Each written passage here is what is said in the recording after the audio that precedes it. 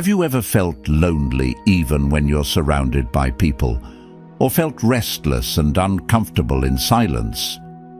In a world filled with notifications, constant connection and endless distractions, why is it that loneliness seems more common than ever?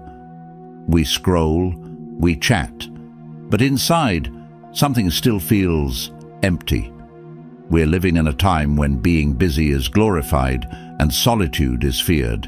Society tells us, if you're alone, something must be wrong. You're unsuccessful, you're unwanted, you're missing out. But what if that's a lie? What if being alone isn't a weakness, but a doorway to strength? You see, we spend so much time running from silence, filling every gap with noise. But ancient wisdom, especially the teachings of the Buddha, points us in the opposite direction. The Buddha himself left behind all comforts and company to walk a solitary path in search of truth. And in that stillness, he found something the world could never offer: peace. Today, I want to share with you the difference between loneliness and solitude, because they are not the same. Loneliness drains you. Solitude builds you. One is emptiness. The other is fullness from within. If you've ever asked yourself, why do I feel so lost when I'm alone? Or, how do I turn this silence into strength? Then you're in the right place. Stay with me. In the next few minutes, we'll explore how learning to be alone isn't just helpful. It might be the most important skill you'll ever develop. Let's begin this journey inward together. In today's fast-moving world, the idea of living alone or being by yourself can feel intimidating or even frightening. We often hear that a happy and successful life is one filled with people, events, and possessions. Social media and popular culture push the message that if you're alone, you're missing out or something is wrong. But there's a profound reason why nearly every spiritual tradition and wisdom path honors solitude, choosing to be intentionally alone as a powerful way to find peace, clarity, and self-mastery. Throughout history, many spiritual teachers and religious leaders have deliberately stepped away from the distractions and noise of society to seek deeper truth and freedom. The Buddha's life is a perfect example. Before his enlightenment, Siddhartha Gautama was a prince, surrounded by comfort, luxury, and sensory pleasures.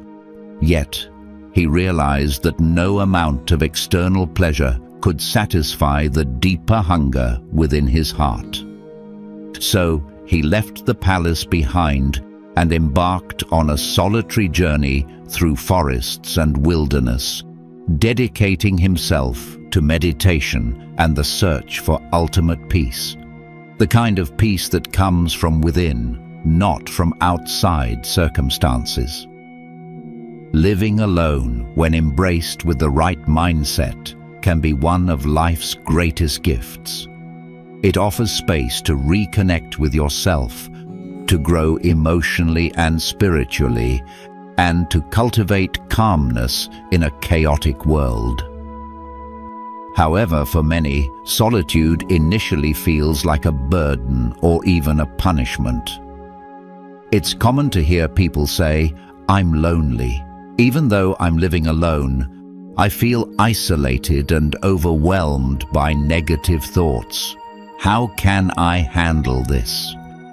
This is what happens when loneliness becomes a heavy weight, a curse rather than a blessing.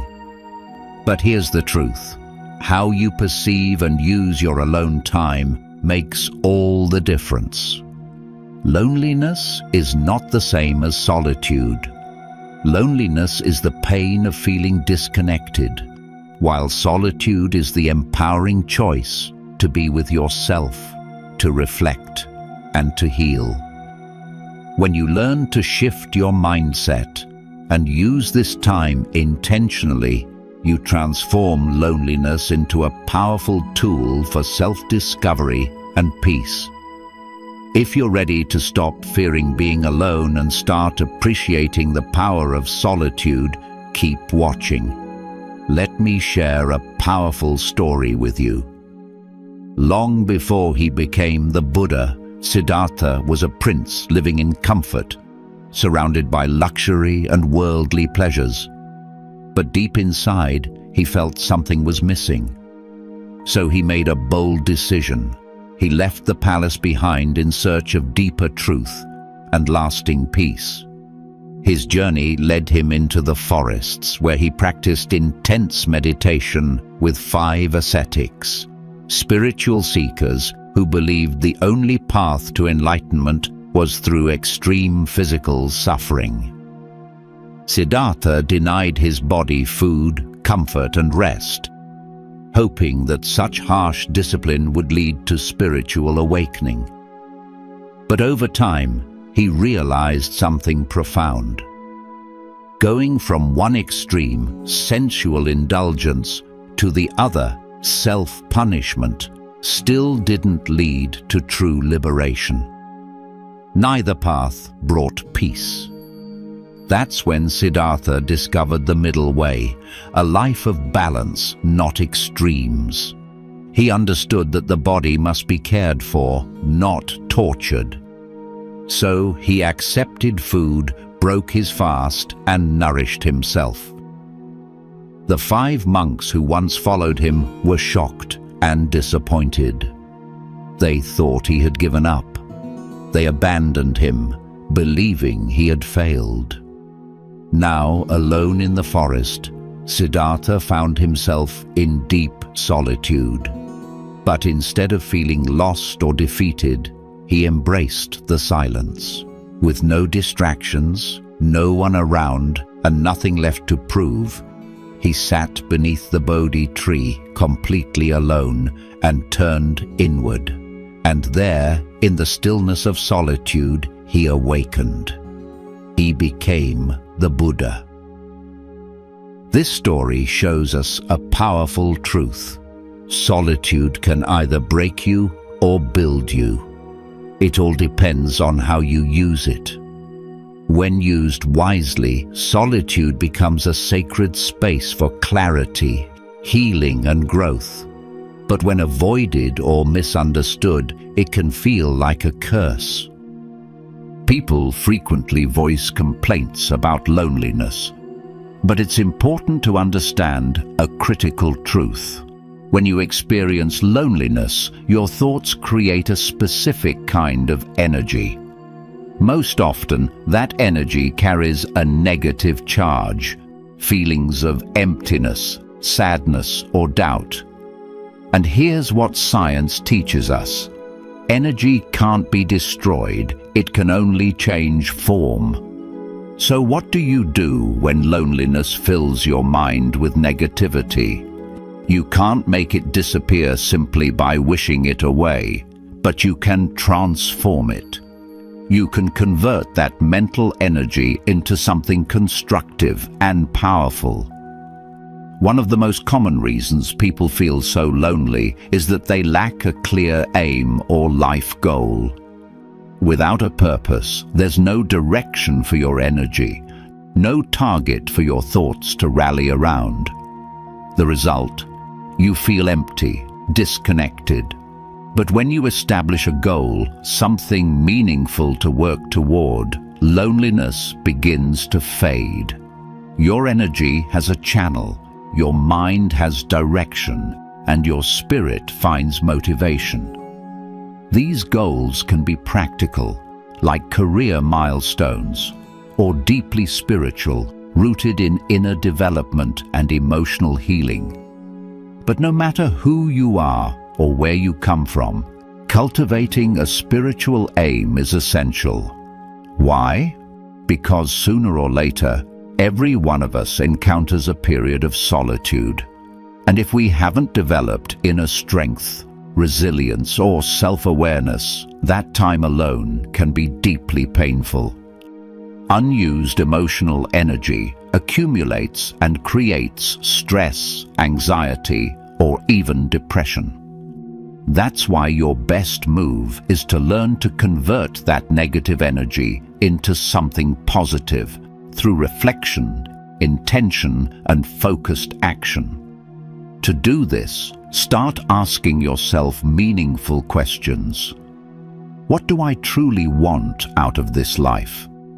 Who am I striving to become? Which skills and qualities should I nurture? What drawbacks or weaknesses am I ready to transform? Each of us has areas worth improving, and with time used intentionally, we all have the potential to grow into more productive, content, and harmonious people. The key ingredient: focused time alone. Solitude gives you a protected space to reflect, plan, and evolve without outside interference. That's why I always recommend building in daily me time. Just 15 minutes of solitude, without your phone, without Netflix, without distractions, can make a profound difference. Sit with your thoughts. Learn to observe your inner world. Feel the stillness in your mind. This simple habit can gradually turn loneliness into clarity, stress into creativity, and silence into self-awareness. Solitude isn't a burden, and loneliness isn't a prison. They are opportunities. When you learn how to embrace being alone, you transform these lessons into strength, resilience, and genuine inner peace.